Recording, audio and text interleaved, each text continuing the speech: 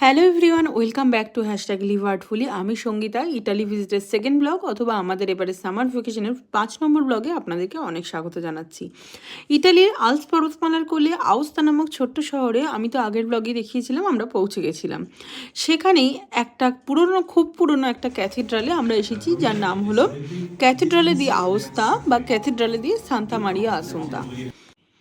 আর এই চার্চের বেসমেন্টে আছে হলো ক্রিপ্টোপোর্টিকাস ফোরেন্স, মধ্যযুগীয় একটা আর্কিটেকচার যার ওয়ালগুলো ক্র্যাকড এবং প্লাস্টার প্লেভেল দিয়ে তৈরি। আর এই সামান্য ইনফরমেশনটুকুর সোর্স হলো আমার পুরোটাই গুগল সার্চ, বিকজ ওখানে যেগুলো লেখা ছিল হিস্ট্রি হিসেবে বা যে ভিডিওগুলো হচ্ছিল সেগুলো ইংরাজিতে না হওয়ার কারণে আমাদের বিদ্যাতে কুলোয়নি, সেটা আমরা বুঝে উঠতে পারিনি। তারপরে যে ট্রান্সলেট করে কিছু দেখবো সেই সময়টা আমাদের এই ছোট স্যার আমাদেরকে দেয়নি। সো অগত্যা ভরসা গুগল কাকু। ভেতরে খানিকটা ছবি টবি তোলার পরে বাইরে বেরিয়ে এই এত সুন্দর মনোরম পরিবেশ এবং রোদের জন্য আমি একটু একাই বেশ খানিকটা হাঁটাহাঁটি করলাম। বাবা আর ছেলেতে একটু দাঁড়িয়েই ছিল, ঈশান একটু একই জায়গাতেই একটু দৌড়াদৌড়ি করছিল, তো ঈশানের বাবাও ওখানে ছিল। আর চার্চের ভেতরে আমি ভাবলাম একটু ঢুকে গিয়ে দেখি, চার্চের সামনে এসে চার্চের ভেতরে ঢুকবো না, এটা তো হতেই পারে না।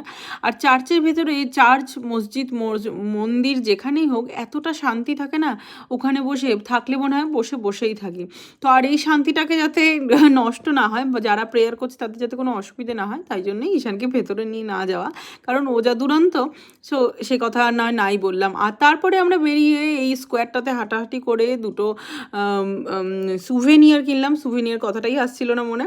যাই হোক, দুটো সুভেনিয়ার কিনলাম, যে সুভেনিয়ারগুলো আমার ভীষণ পছন্দ হয়েছে। অনেক দিন ধরে ওরকম একটা বটল ওপেনার সুভেনিয়ার কিনবো ভাবছিলাম, তো ফাইনালি এখান থেকে কিনলাম, ইটালিয়া লেখা। আর তারপরে টুকটাক একটু খিদে ভাব হতেই ভাবলাম একটা রেস্টুরেন্টে যাওয়া যাক, টুকটাক স্ন্যাক্স খাওয়া যাক। আর ঈশানেও বিকালেও নর্মালি যা খায়, ক্র্যাকার খায়, ভাবলাম ঘুরতে এসে বেচারাকে একটু ভালো খাওয়ানো যাক। বেচারা ওই ক্র্যাকার ট্যাকারই খাচ্ছে, কারণ আমরা ঘরে অনেক কিছু হয়তো রান্না করে খাচ্ছি, বাইরেও অনেক কিছু খাচ্ছি, যেটা ও খেতে পারছে না সব কিছু। তো ভাবলাম ওকে একটু পিৎজা খাওয়ানো যাক, সেই উদ্দেশ্যেই আসা। সেখানে গিয়ে আমরা সমীরণ একটা কফি আর আমি একটা ওয়াইন নেওয়াতে ওরা একটা কমপ্লিমেন্টারি চিপস দেয়। সেই চিপস খেতে গিয়ে হয়ে গেল এক কাণ্ড। এই যে স্যার প্রথমে একটা দুটো করে খাচ্ছিলেন, চিপসের বাড়িটা হাতে পেতেই অমনি পুরোটা একসাথে নিয়ে উল্টে দেওয়া তালে ছিলেন। যাই হোক, ফাইনালি আমরা সেই চিপসের বাটিটাকে রেস্কিউ করতে পেরেছি। আর তারপরে আসলো এই পিৎজা, যেই পিৎজাটা ঈশান খুব ভালো খাচ্ছিল। পিৎজার ব্রেডটা ভীষণই ফ্রেশ ছিল আর ভীষণই ক্রিস্পি ছিল, আমাদের খুব ভালো লেগেছে। কিন্তু এই লাজানিয়ার যে ছোটো পোর্শনটা অর্ডার করেছিলাম সেটা আমার কাছে খুব একটা জমেনি, কারণ আমার কাছে মনে হয় আমি যে ঘরে লাজানিয়া বানাই সেটাই বোধহয় বেস্ট।